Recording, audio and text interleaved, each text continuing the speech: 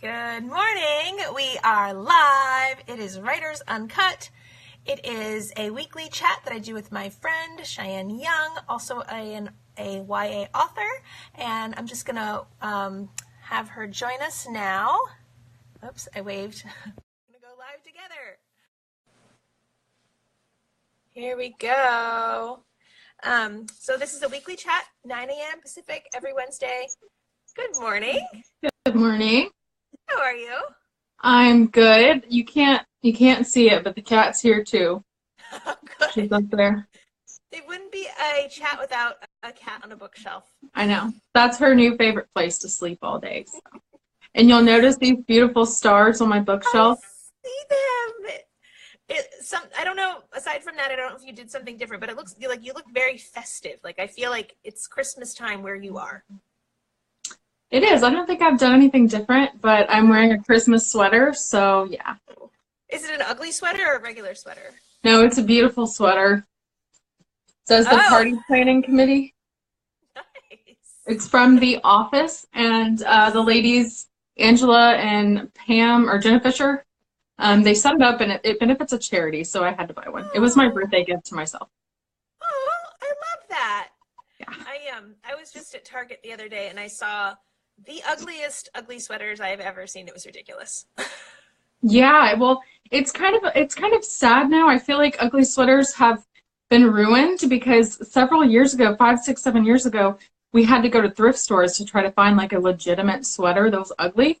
Now the stores can sell them and they come ugly. So it's like, where's the fun in that, you know? Because I had such a blast finding like legitimate like 80s style ugly sweaters. That like someone's aunt knitted and like Right. Okay, Hi Jennifer. Hi. And thanks actually, for joining. Hi Chewy. Chewy's here. The cat's here. We're all here. I gave Nova a treat that should last her a while, so hopefully she won't bark. That's very smart. Oh, hey Cassie. You're here too. Hey Cassie. Yay. I just want to say I've seen you on your stories lately, and I'm loving your hair. It looks really good lately. Doesn't it? I told her that yesterday. I was like, your hair looks so cool. Yeah, I was gonna reply, but I'm like, I don't want to be weird.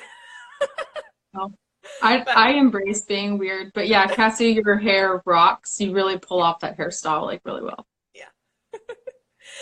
So anyway, we actually have a question from Jen, I believe. Yes, we do. So if we want to get started. Yes. I could just sit here and chat with you all morning and then not get I know, I could too. And then nobody would watch us. Yeah, well, maybe they would. This is the day in the author life when they're not authoring. Right. Hey, hi, Trisha. Thanks for joining. We also have a question from you. Yes. I was going to say one other thing real quick. Oh, I was up really late, way past my bedtime doing revisions, which I'm going to go right back to as soon as we're done here. And I feel tired. Like, oh, I shouldn't have done that. I got plenty of sleep, so I'm good. Well, if I don't make any sense, just try and pick up the slack for me, okay? Will do. I got you. Okay, so Jen's question, do you want to read it? I'll read it. Yeah. I'm sorry. I have a weird setup because we have Christmas decorations like all around. You can't see them, but like the whole desk situation is different, so I have to kind of like lean over to see my laptop. Okay, so Jen's question: since you're both hybrid authors, how did you pick which books to self-publish and which ones to traditionally publish? It's a good question. You want to go for it? Yeah. So my pickage was easy because I started out self-publishing because I thought I wasn't good enough to get a traditional published deal. So it was kind of like 100% self-publishing. And then I did get a deal, and then I did get an agent, and now there is no question for me because now I plan on pursuing traditional just fully. Yeah. So of course that might change in the future, but I think for some authors, because there are quite a few authors that started out traditionally published and then went hybrid, and they do some traditional and some self-published, and I think for them the choice really is this book going to be better for a self-publishing market or better for a traditional? Because believe it or not, those are two different types of books. And some books will do extremely well self-publishing, and some will not. And we could go into that more later, but I think Yeah. the authors that started traditional and then went indie, they know that. They know how to get the best of both worlds. As for me, I started self-published and I'm just going to stay traditional if I can. So that's how I handle it. How do you handle it? I was just going to say, if you get anything from us in this entire chat that we do, that's really I think one of the big things for me, at least, because it took me a while to really understand. There's the traditional market and there's the self-published indie writing to market. And you really nursed me along and learning that. You're like, this is how it is. And like you'd like kind of spoon feed me and like, okay, now I get it. But I think for those of us who came up in, which are most people that have Kindles now, pre-Kindle, pre-e-reader, like there was no distinction back then. But now I think there really is. There's a big difference between writing to market, which I think you have a better shot at if you're self-publishing, and writing to the other market. Maybe there's a technical term for it. I don't know. There should be. Yeah, there's not, but there should be. I call it the Great American Novel. If you're writing a Great American Novel, that needs to be traditionally published. If you're writing a book that could be like a dramatic romantic show on CW, self-publish it. Hey, I like that. It's kind of like, well, I'll actually back up a little bit. I'm pretty much my answer to the question is very similar to yours before we kind of go off on the other tangent. But I was trying to get traditionally published, sent out queries, all the things. And this was back in like 2010, maybe. And it wasn't really, it wasn't producing anything. And I didn't realize at the time that this is a long game. I was like, I want to get this book published. Come on, let's go. What are you waiting for? And so, yeah, so that was a big lesson as well. So patience. And then I kind of like tapped into the indie community, and I was like, oh, self-publishing is a thing. And I had a few stories like that were kind of fun romances and kind of not coming of age, because that's more like, that's younger, but like more of a mature coming of age story that actually segued really well into new adult, which was a thing at the becoming a thing at the time. So I feel like my trajectory into self-publishing, indie publishing, was kind of like an organic direction. And I'm so glad I did, because I found you and a lot of other wonderful friends. So it was like a happy detour that I took. And then I got the traditional publishing deal for Sugar and then Pearl, and then self-published a whole bunch of books, rapid fire, not really understanding the writing to market piece. And those all didn't do so well. So here I am now kind of like regrouping and figuring out my next steps. I have a lot of manuscripts sitting on my laptop and kind of figuring out what to do with them. And I think a lot of them are more traditionally oriented. And so for that reason, I don't know, should I say it? Have I said it already? Have I made You already posted. You posted it today, so you should say it. Yes, I did. I started a pen name for my writing to market projects, because I have those in me too. So I have a pen name. It's Ellie Hall, and it's in honor of my grandmother, Eleanor, who I adore.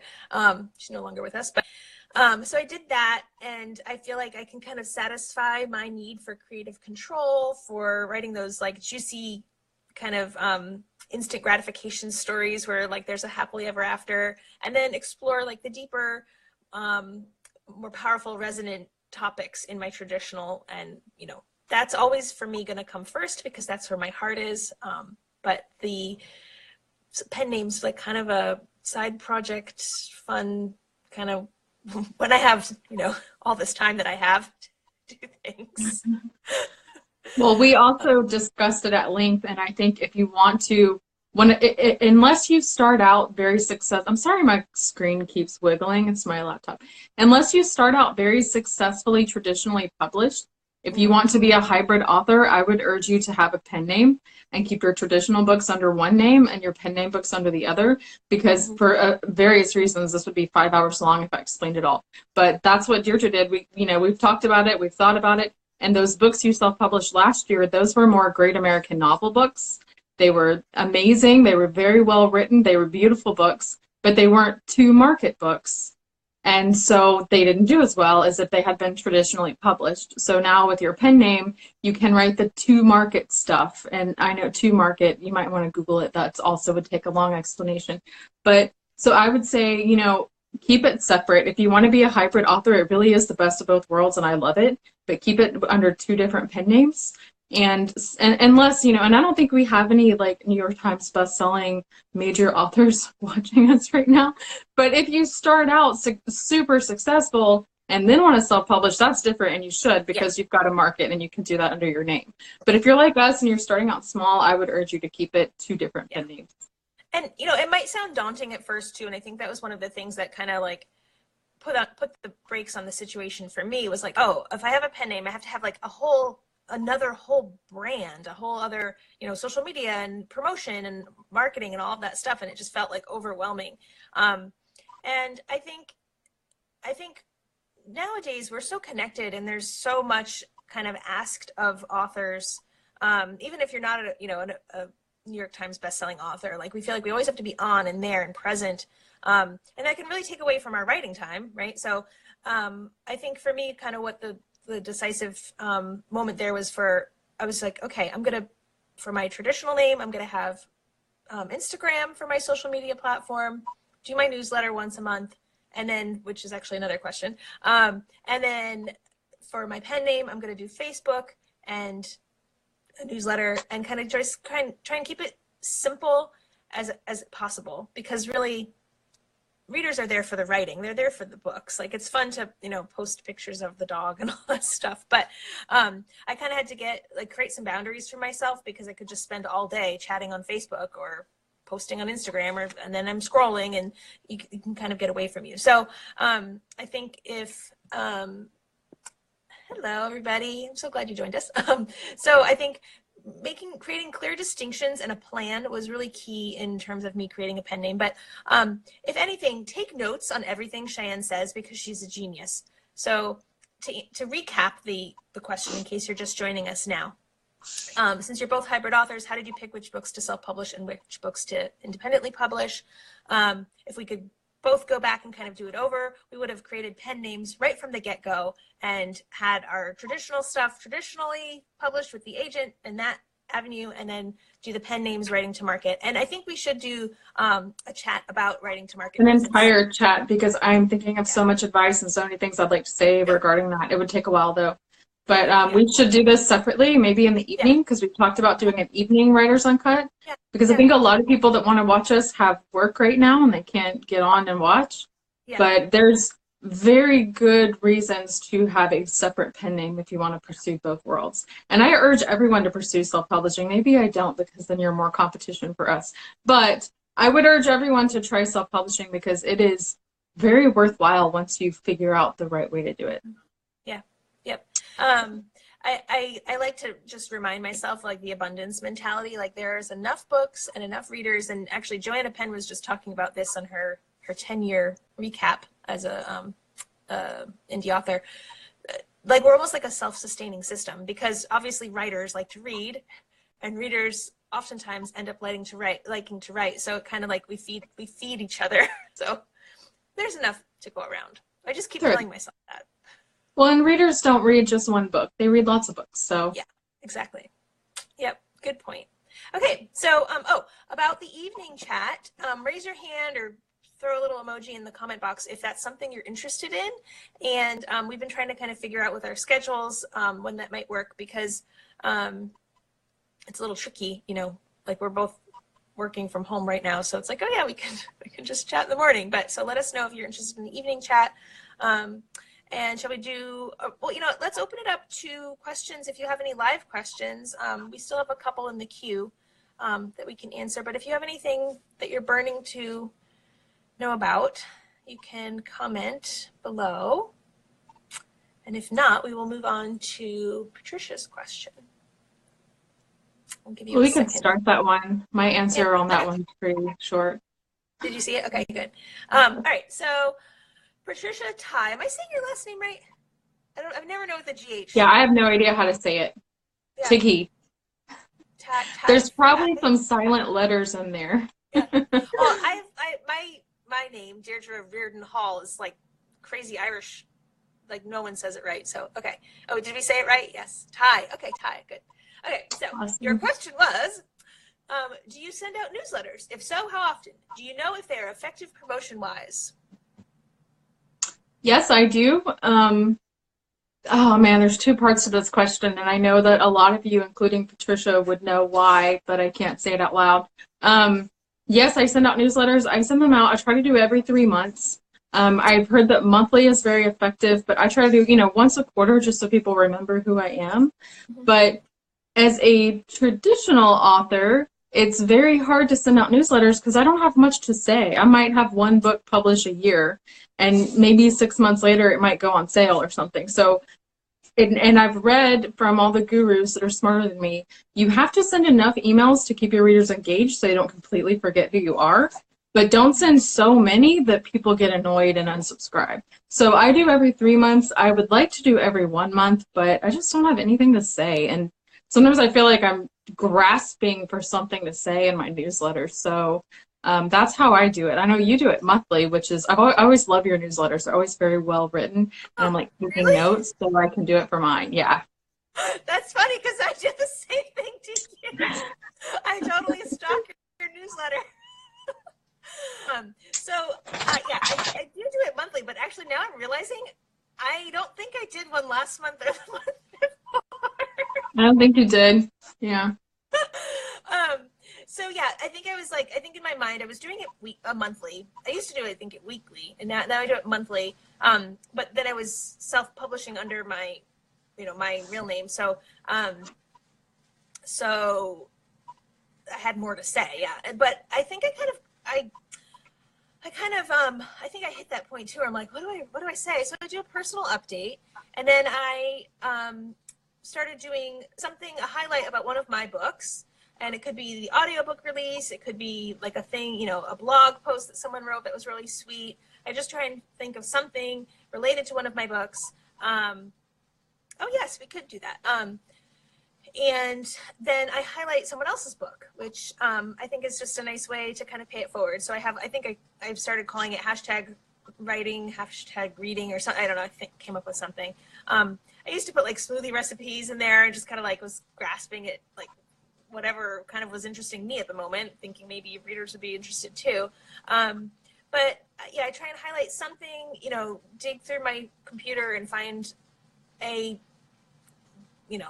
something related to one of my books. So, and it can be hard because it's like, well, what else is there to say? But I do think you do a really good job, like highlighting different things in your yes, well, I definitely do this similar. I do a little short update on myself, talk about my book or whatever new thing I have going along, and then I always recommend a few books that I've enjoyed because it's just good karma, and I want to not be all about me. But the second part of her question says, do you know if they are effective promotion-wise? And so I want to answer this as an indie author. So I'll just put it this way. I work very closely with a very successful indie author, and she does her newsletters once a month, but she releases a book once a month. So it's kind of the newsletters are tied to new releases. And yes, they are very effective promotion-wise. I think probably more so for an indie author than us. I don't know. Like, it's when you're announcing that you have a brand new release, you will get lots of sales from your subscribers because they subscribe to you because they want to read your books. So for me, if I have one book come out this year, which I did, and if I send 4 emails, I'm not going to get a bunch of sales with every email because my fans are going to buy it first time, theoretically. So it really just depends. If you're releasing a lot of books, absolutely, you need to send out a newsletter with each one so that people can buy it, because I think that's the #1 reason anyone subscribes to an author's newsletter. I subscribe to them, besides yours, because we're just friends. I subscribe to them because I want to know when they have a new book out or when something exciting is happening regarding their books, because I care about their books. So, it can be very, very effective, especially if you are an indie author or you have a lot of books to sell. But I would also say keep it as organic as possible, because there are a lot of websites that are happy to take your money to sell you some service that gives you lots of newsletter Yeah. subscribers. Maybe you give away a free book or something. And while you can get a lot of emails this way, I found that these people are not engaging. They don't care to buy any books from you. They're just signing up to get a free book. So the best for my indie author friend, the best thing that she does is she puts links on her websites, on her social media, in the back of all of her books that say, if you want to know more, if you want to find out when my new books come out, sign up. And all of those people that sign up like that, I call it organically. They see it, they say, oh yes, I want to sign up for no Yeah. incentive other than I want to sign up. Those people are very effective whenever you send your newsletters because they want to read it and they want to buy your books. So definitely have a newsletter regardless of if you're traditional or indie. You need to have one. I think another thing to think about related to what you're saying is kind of ask yourself, what's the purpose? Like, why are you doing a newsletter? And so if it's to, share about new releases, and you're traditionally published, right, you're only going to have one new release a year. So maybe you're going to give readers like bonus content or, things that they may not have come across related to the book. If you're indie publishing and you're, releasing more frequently, there's going to be more there. But it also can be an avenue just to connect with the readers. Certain people aren't on social media all the time and they're not catching all of that stuff. So I think, for sales, is it effective? Yes, when you have the new release and those people are like, yay, the book is out, I'm going to grab it. And then if that's just once or twice a year, you may have new people subscribing, but probably they already got your book and that's why they subscribe, because they're interested in like future stuff. So effective in terms of connecting with readers. Yes. Effective in terms of selling new books. Just when you have the new release, I would say. And I mean, I suppose, they could find out about your back catalog or something like that, new subscribers, but generally they've come across one of your books. They know that there are more. I would say. Are you on Google Docs? Yeah, we're both on there. I didn't know you were on there. I was like, I just saw your name come up. I'm like, yep. Okay. So anyway, yeah, I hope that answers your question, Patricia. Okay, let's see. Set up an onboarding program for each book. What do you mean by that? I sent She's a talking postcard. about oh, sorry. No, go ahead. Okay, Cassie's talking about an onboarding program. She's talking about the newsletter automation, Oh, which yeah. some gurus like Mark Dawson or Nick Stevenson highly recommend it. I found that I personally think it's spammy and I hate it and I unsubscribe from everyone that does that. So you really, I mean, you might want to try it. And I think if you're an indie author, it might be worth trying. But those are they just seem so spammy to me. People that send, so what an automation is like when someone signs up for your newsletter service will send them an email. And then a week later, they'll send them another one, and then another one, and then another one, and then another one. And usually each email is trying to get you to buy something or sign up for something or to do something. Yeah. And I looked into it and I read about it and I tested a little bit because I had done like a sign up for my newsletter and get a free book. And so then I had it triggered that like 2 weeks later, they would get an email that says, if you enjoyed the book, please leave a review. And so that kind of thing is okay. That's fine. Yeah. So, but I would recommend, I just personally try to be not a risk. She's a new word, scammy, spammy. Yes, that's one of my favorite words. I personally try to be a person and not a robot online. Yeah. And I feel like readers genuinely connect with people that seem more genuine. And I know the authors that I follow, the bigger name authors that I follow, I enjoy following them when they act like a normal person. Or even, I don't follow very many celebrities online. This is kind of a tangent. But Angela Kinsey, who was an actress in The Office, she is the coolest, sweetest, most normal person I've ever seen. And I love following her on social media because of that. Yeah. Other celebrities, when all they do is post half-naked pictures of themselves, like, who cares? I don't follow any of that mess. I don't care about it. So I try to be genuine. So I don't like the onboard sequence, but I would definitely recommend that you look into it. And, especially something small like that. Like, hey, it's been 2 weeks. If you want to leave a review, please do that. That's kind of cool. I agree. I think if you have like a program or a course or something like that, I get the reason why you would have like a segmented, continuous flow of funnel, I guess, of emails. But I think for our purposes, I think, one welcome email would be fine, and then, kind of segue into the regular monthly or quarterly newsletters. But yeah, I agree. Like, it can feel overwhelming. And then I'm just like, I don't want to look at all of this. Like, it's and I'll unsubscribe. So yeah. So Cassie says, onboarding has to be real. It's good with the series. Yeah, it is. And it's nice to kind of, that's a good point. If you have a series, it can be nice to kind of remind people, like, hey, there are more books in this series. Don't miss them. Because we do. I have, she says, I have it set as an onboard 2 emails and then into the main one. Yeah, that feels very reasonable. I do get emails from newsletters that I've subscribed to from authors that it's just like, why are there 5 emails in my inbox in 5 days?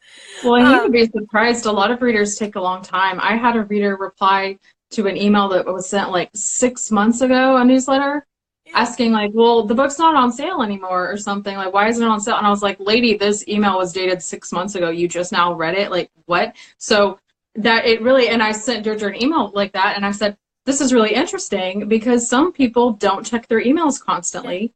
And if you're sending too many emails and they finally do check their email, they might say, whoa, this is too many, and then hit unsubscribe. And so my biggest goal is always not to get people to unsubscribe. So I try not to be annoying, and I try to be genuine and real. And Totally. Rachel said, I sent a postcard shout out this year because I didn't have enough info for a newsletter.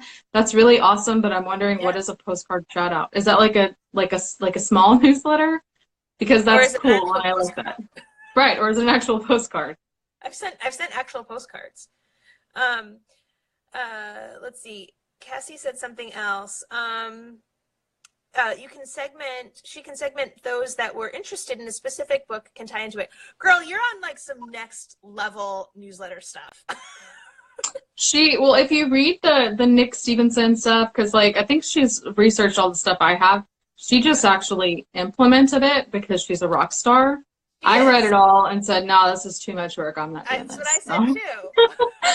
I don't got time for that. Again, I think that's really good for indie authors, especially if you're publishing more than 1 book a year. It's more of a business mindset, which is something you should try out.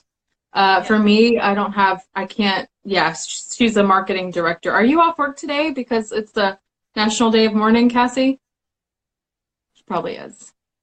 And my agent Anne joined, so she's probably going to tell me to get back to work. Hi, Anne. You want to go out for lunch today? Hey, no fair. Okay.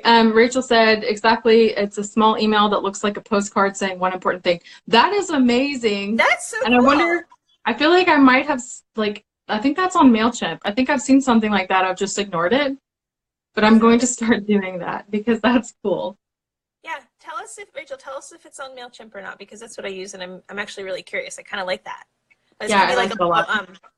It can be a little, intermediate little reminder, because like you were saying at the beginning of answering this question, you don't want your readers to forget about you, and then all of a sudden, like, you're in their inbox. I mean, I guess that can be kind of a nice surprise, but we do want to stay relevant and fresh in their minds to a degree without being spammy, so I guess it's a matter of striking a balance. But I like that a lot. Okay, so hers is on Wix. So Wix. I think MailChimp might have that too, though. We need to look into that. Yeah, if not, they should, and I will ask them to, because they'll listen to me. Deirdre made a really good point saying you have to strike a balance. And to this day, I don't know what that balance is, because I try very hard to not be too spammy, both on all social media outlets. I try really hard not to be constant, buy my book, because I hate it. But it is so ironic to me that every now and then, when I post a buy my book sort of thing on Twitter or Instagram or someone, at least one person will comment saying, oh, awesome, I just bought it. And I'm like, wait a minute, like, that worked. Did it work? And so it's like, wow, okay, but I don't want to do it too much. So it really is hard trying to find a balance, which is why I keep my emails to once a quarter simply because I have nothing else to say. And my tweets, and that's a good thing about being a real person online instead of a robot. Like I said, my tweets are 90% just me talking and socializing. And so that 10% time when I do say, oh, by the way, like right now I'm offering to send a bunch of cool swag if you buy my book for the holidays. And so I've posted about that maybe 3 times on Instagram and Twitter, just kind of randomly. And all 3 times that I did, a couple people bought my book and messaged me. So I was like, wow, that's actually effective. Someone was listening. I'm so excited, you know? So it's like, you just have to try not to abuse that, which is, it's hard. Yeah. I don't, It is. yeah. Have you heard of the book, Jab, Jab, I think it's Jab, Jab, Hook by Gary Vaynerchuk? He's like crazy, in like the internet marketing sphere. But, basically the idea is you're on social media, newsletter, whatever method you're using to connect to entertain. What is it? There's 3 things. Oh my gosh, I'm forgetting. Entertain. Does anyone help me out? There's like 3. Inform, sell. There's 3. And so as long as you're giving, content of some sort, that's not just, hey, buy my book all the time. It's not going to be spammy. And so you can kind of like getting back to talking about striking that balance. As long as you know that you're giving, you're communicating, you're connecting with your readership, with other writers, with whoever, then you don't have to worry too much about just being like looking like a big jerk who's like, hey, buy my book all the time. My least favorite is when I get a comment in one of my like social media things. It says like, hey, I just check out my book. Do you want to check? You know exactly what I'm talking about. Like, I block and report every single one of them because those aren't even, they're not even real people. They're using, there's software you can use that will log into your account and automatically spam people like this. So it's not even a real person. So I report for spam and I block them. And I've had Instagram get back to me a lot of times saying they've shut down that person's account for spam because they can look and see if that person's sending hundreds of comments that all say the same thing by my book. It's not genuine. And readers see right through that. Like no reader is going to look at a Twitter account that's 20 tweets a day linking, hey, here, buy my book and say, I'm going to buy this book. They're going to say, forget this person. They're pathetic. So you have to be a real, genuine person. And honestly, you're going to get so much more out of this industry being a person because you make friends, you socialize, you learn stuff. Like, it's just so much fun. And I would never be one of those people that only pops on social media to drop an Amazon link and say, hey, buy my book. Yeah. I'll say one more thing before we wrap this up. One of the things that I like to think about when I'm putting stuff out there is, would I like to see this? Would this kind of, be interesting to me? Or, I might be looking at other people's accounts and being like, oh yeah, that book looks really cool. I want to check it out, or that program or whatever they're doing. And that, like, what resonates with me is kind of, everyone's different, of course, but that's kind of like what I try and give too. So it seems, does that make sense? Yep, absolutely. Yeah. And it all comes down to be a real person, not a robot. Yeah. So do we want to quickly answer the last question? I think it'll only take like 2 seconds. From Matt? Yeah, I don't think he's on, but yeah, we can answer that last one. I want to recap the comments real quick. Cassie said influence. Yeah, it's entertain. There's no more in my brain. That's all there is. It's like this. I don't think it's influence, but it's something like that. There's like a little thing. Anyway, and then she also said scheduling can help with the content marketing. Totally. I schedule a ton of social media, a ton. Yeah, and it's like, I say a ton, but it's like once a week I'll have a kind of promotional tweet or Facebook post, and that's scheduled. And then everything else is me on my actual phone socializing and hanging out and stuff. That way I don't have to remember to try to promote myself. Okay, so I was just gonna say, if you're in a heavy week of writing or revisions or whatever life and you can't get to it, then you're still, you can just, pop that in there real quick and it's, kind of already formatted and stuff. Okay, so last question from Matt Voyager. When writing, do you have a go-to work state of mind or a write as and when or when inspired state of mind? 100% go to work because this is my work. This is my day job. I do it for a living. So I wake up in the morning, and it's funny because when when it's not your day job, you think that writing is the dream. When it is your day job, I wake up every morning and I'm like, God, I don't want to do this. And like I drag myself out of bed and I drink coffee. Like there have been so many times where I know I have to write a good 10,000 words and I'm like, ugh. And it's like, hey, it feels like work. So hopefully I'll get compensated as such. But yes, I treat it as go to work for sure. It's no longer just my fun, willy-nilly hobby. It is my job. So, okay, Jennifer said Oh, entertain, give value, and then sell. So yeah. that's his, I do like that, yes. And that's, I feel like that's what I do. This is semi-valuable, right? I mean, Yeah. if I do this, you can see my cat up there sleeping. So I don't know how much more value I could give you guys. Okay, so back to Matt's question: when writing, do you have to go to work state of mind, or write as and when, or when inspired? So, I'm with you 100%. I'm at my desk at 9 a.m. no matter what. Sometimes earlier if I can make it. But I'm a little Miss Deirdre Sunshine over here because I'm just pumped every day. I'm like so glad I get to do this, and I Are you blink I am. once if you're just saying that because your agent's listening right now? No, really. No, like honestly, sometimes I just have these moments where I'm just like, I am so lucky. I am so glad I get to do this. Even, I mean, yeah, it's hard. There's a lot of times when it sucks. I was up so late last night. I'm like, this character, ah! But, but Well, and yeah, and I do have that. And I think, because I've said it before, and I will always stand by this, that I don't enjoy the writing process so much. I love revisions and editing. That's like my wheelhouse. That's where I do like it. So there have been days when I've got my edits or my revisions or a big old stack of printed out, marked up pages that I am excited to get to work because I actually enjoy that. But I do a lot of freelance writing as my day job. And so that kind of stuff is like, ugh, I just gotta wake yeah, up and just yeah, do it. But like you have to treat it like a job or it's not going to get done. yeah. And even when So, I'm writing a book for my agent, I still treat it like a job. If you wait for inspiration to strike, you're going to be waiting forever. If yep, you start working, the inspiration will come to you. yep. I agree. I agree with that completely. So, definitely, I have a go to work state of mind, and then I also though, like this isn't really the question, but I also like when I have the chance, like if I can sneak away and get some extra writing in or like work on my work, I do that. But I guess that's not really when inspiration strikes. It's more of like, have a busy life, and when I have the chance, I can, tack on another half hour or whatever. But I think, yeah, treating it like a job, but a job but not like drudgery work. I think it's really a mindset. And creating a container for yourself. So if you do have a day job and writing is not your full-time gig,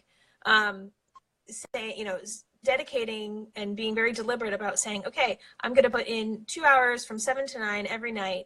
And that's my writing time, and, sit down and shut everything else off and treat it as such. So, you're going to work, I guess, at that point. And not to kind of like have the TV on and be like, okay, I'm going to write. And then like 20 minutes later, the cursor's still blinking and nothing's on the page.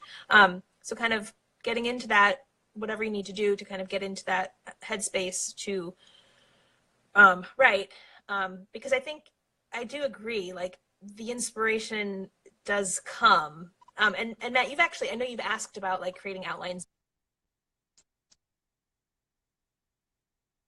low power mode now. We do outlines, so we always have a roadmap. So like, yes, inspiration is required for the creative side, but we know where we're going, and so we can kind of get from A to Z in that way. So anyway, yeah, we can talk some more about that at some point, because it's interesting Yes. when Yes. it goes from being a passion and not a hobby, I guess, but just like something that you do because you just love it and enjoy it, to being like, okay, this is how I'm paying my bills this month and putting food on the table. There's It's a definitely whole different yeah, thing. it's a Yeah. different thing. So, but But we should anyway, probably wrap up since your yes, phone's dying. it was on full power too. Yeah, we're sapping it. Um, But anyway, I'm so glad you guys all joined us today. It's wonderful to get these questions. Always feel free to, if you think of something during the week between the chats, you can join our Facebook group and ask it there. You can just pop it into one of our comment boxes on like any old random post. We'll see it because we're real people that check our social media accounts. And we have a little queue on a Google Doc, and we just keep all the questions we get, so we can answer them as we go. And we're also planning an evening chat soon. I don't know when, why, or how, but we'll post it so you can catch us in the evening when you're not at work. Yes. And we're also going to do a special chat, we have to, on writing to market versus writing traditional published books. Because that'd be really fun to talk about. So, yeah. Okay, yes. well, thanks for joining us, everyone. If you have questions specific to that, yes, make sure you let us know. Yes. We'll do an overview, obviously. But yes. yeah. All right. Well, thanks, guys. Bye. Happy writing.